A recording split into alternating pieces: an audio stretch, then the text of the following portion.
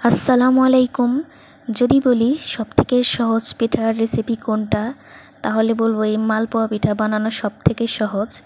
এই পিঠা বানাতে পারে না এমন মানুষ হয়তো খুব কম। চলুন তাহলে পিঠা বানানোটা দেখে আসি। প্রথমে একটা মিক্সিং বলে 3 কাপের মতন আটা এবং সেই সাথে প্রায় 1 কাপ পরিমাণ ময়দা নিচ্ছি।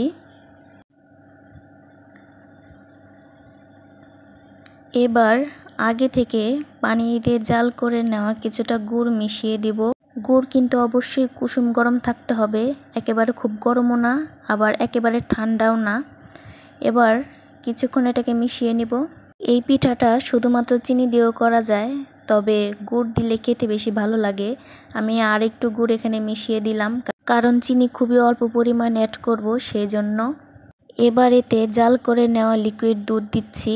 এটাও কিন্তু কুসুম গরম অবস্থায় থাকতে হবে, একদম ঠান্ডা না। তবে দুধ না দিয়ে কিন্তু আপনারা হালকা কুসুম গরম পানিও এখানে অ্যাড করতে পারেন।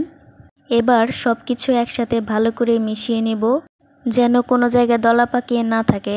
একদম স্মুথলি মেশাতে হবে, যে পর্যন্ত না ভালোভাবে মেশানো হয় ঠিক এভাবে নাড়তে হবে। আপনাদের যদি মনে হয় ব্যাটারটি পাতলা হয়ে গেছে, তাহলে অল্প পরিমাণ ময়দা দিয়ে ব্যালেন্স করে নেবেন।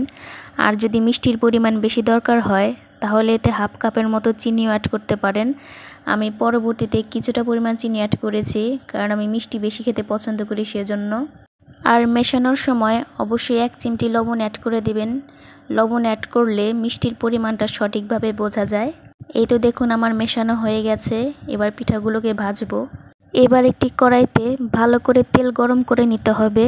এরপর চুলার হিট মিডিয়ামে রাখতে হবে, তা না হলে পিঠার মধ্যে অতি দ্রুত কালার চলে আসবে কিন্তু ভেতরে কাঁচা থাকবে।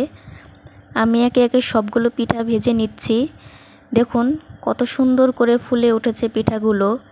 এভাবে আমি সবগুলো পিঠা ভেজে নিব, আর চারপাশ থেকে তেলগুলো পিঠার ওপর দিয়ে দিব। এতে করে ওপর সাইডটা বেশ ভালো করে ফুলে উঠবে। আমি এখানে একটা টিপস দিচ্ছি, সেটা হলো প্রতিবার গরম তেলে ব্যাটার দেওয়ার আগে অবশ্যই ব্যাটারটি কয়েকবার চামচ দিয়ে ভালো করে নেড়ে নেবেন। এতে করে পিঠাগুলো কিন্তু কম তেলে খুব ভালোভাবে ফুলে উঠবে। আমার পিঠাগুলো ভাজতে কিন্তু বেশি একটা তেল লাগেনি, কম তেলে কিন্তু ভাজা হয়ে গেছে। আমি সবগুলো পিঠা পরিবেশন করে নিয়েছি। দেখুন কতটা সুন্দর হয়েছে। এবার ভেঙে দেখাচ্ছি ভেতরটা কেমন হয়েছে দেখুন।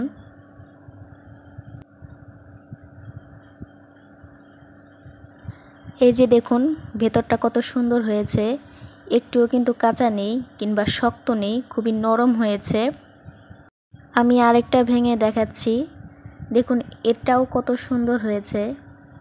এই পিঠাগুলো কিন্তু কম সময়ের মধ্যেই বানিয়ে নেওয়া যায়।